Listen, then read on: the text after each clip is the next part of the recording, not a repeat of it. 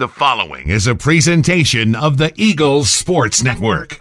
But anyway, it's cold enough in here to hang hams. Yeah. Okay, we can get our salt out and we can cure some hams in here. Let's get it going. It's cold. And I'm old.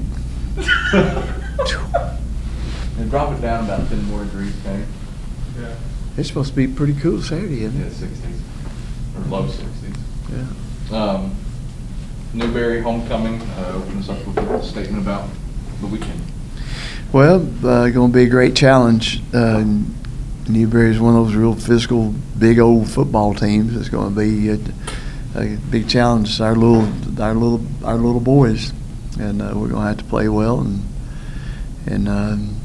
play a lot better than we've been playing, and continue to try to develop and get better and play like the Eagles supposed to play, and realizing that we're the key.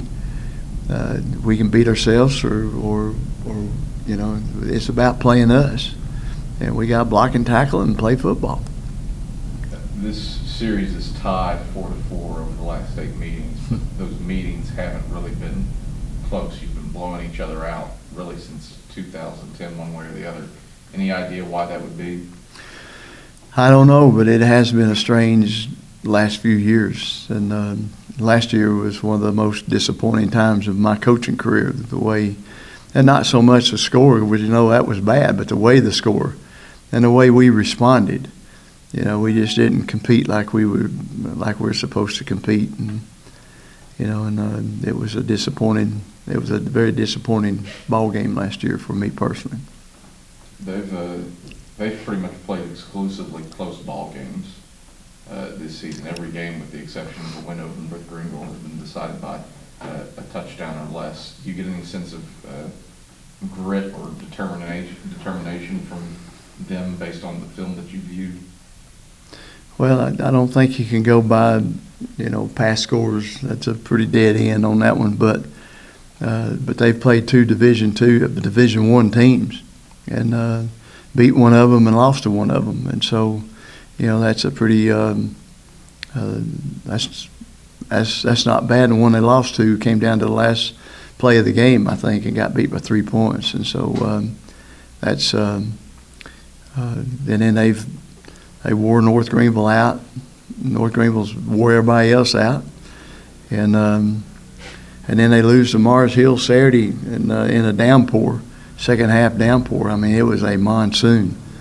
And the 2 games they've lost has been when it rained. And so we're going to get the fire department up here and spray water while we're playing Saturday. And no, they're a good football team. We'll have to play well. They've had some fun, I guess, if you want to call it that, at quarterback. Raleigh Yeldell went down with an early season injury, and they played 3 quarterbacks last week against Marcel. How do you prepare for Yeldell? How do you prepare for a Zach Blair? How do you prepare for a Braxton and Ivory? Well, Yeldell will be back wide open against us.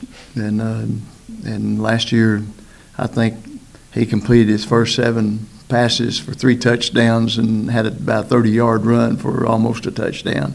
So he's a good athlete. We know what he can do. And he really picked us apart last year, and so you know, the ones they hold out usually show up and play against us, and so I'm sure that will happen Saturday. What makes Yeldell such a threat?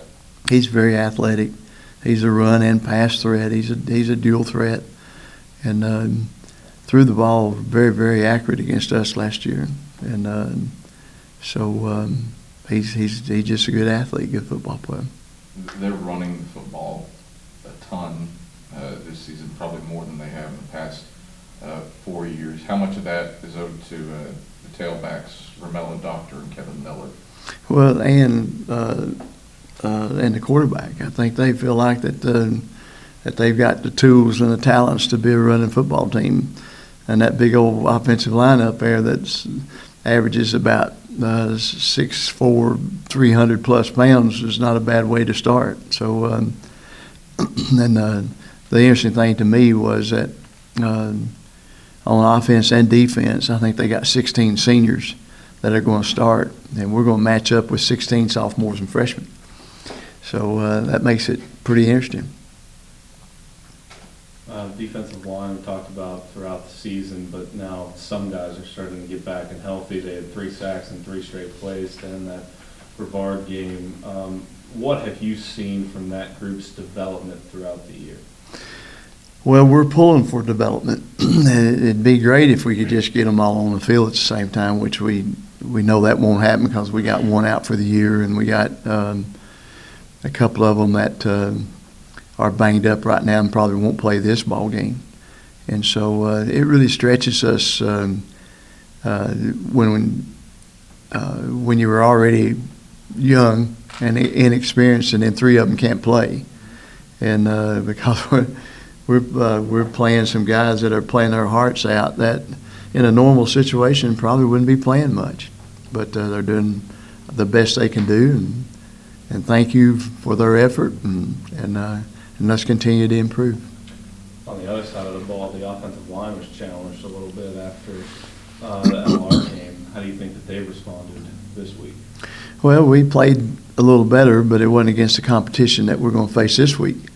And so, you know, I think the verdict's still out. You know, have we improved? We'll know this week. And that group don't have too many excuses because most of them have played.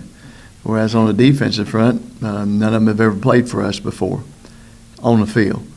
And so it's a great challenge and a great opportunity for us. Derek Evans will start his 30th game at center for you this week. How has he been one of the leaders of that group? Derek has improved. Derek has gotten a whole lot better. Derek has been a guy that has been fun to watch develop, not only on the field but off the field. And Derek used to have some excuses for reasons why he couldn't get it done, and you don't hear that out of him anymore. And he's a leader because he leads by example. DeAndre Thomas, I don't want to say that he struggled, but he hasn't necessarily had the kind of year that you wanted him to have. What kind of things does he still need to work on to ensure that he becomes the guy that you thought he might be? Well, just the basic stuff, you know, reading the option and throwing the ball, reading your progressions on throwing the football, and you know, and then of course the quarterback is so much at the mercy of everybody else. If you don't have the blocking and the protection and the backs and the receivers all doing the right thing, then it usually comes back with the quarterback looking bad. And that's not always the case. But Dre has struggled some. I've taken a step forward of just executing our basic offense. And that's something that I know he's a great competitor. I've never seen, as y'all have heard me say, I've never seen anybody work any harder than him. And I just still believe that something good's going to happen with him before the year's over. Homecoming week. I know you've got to coach a football game, but what's that mean to you to have a bunch of alums who are going to be back in town? What's the week mean? Well, it's special. They've already started coming in. We had one to show up. I had one show up at my office yesterday and one show up for staff meeting this morning. And so that's always fun. And to see them, and you just wish you had more time to spend quality time with them, which we haven't been able to do. But because you know, there's so many things that happen on a ball game weekend that it's hard, and it's usually our biggest recruiting weekend, and so it's just hard to get it all done like you need to do with people that you really love and care about. How big was it to get Jamal Jones back last weekend? It was big. Jamal Jones is important to us, just because of how hard he runs, how much experience he has, which is not great, but he just gives us another dimension of somebody that's going to give us all he's got. Defensively for Newberry, Taylor McDonald leads the team with 40 tackles from his linebacker spot. Anything stick out to you about him?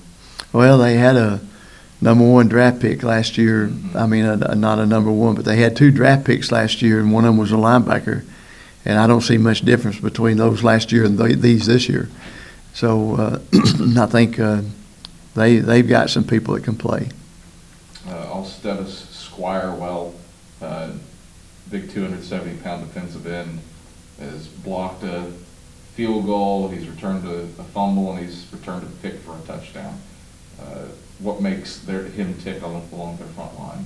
Well, he started since he's a freshman, and he's made a lot of big plays since he's a freshman. And so he's big and can run, and that's not a bad start.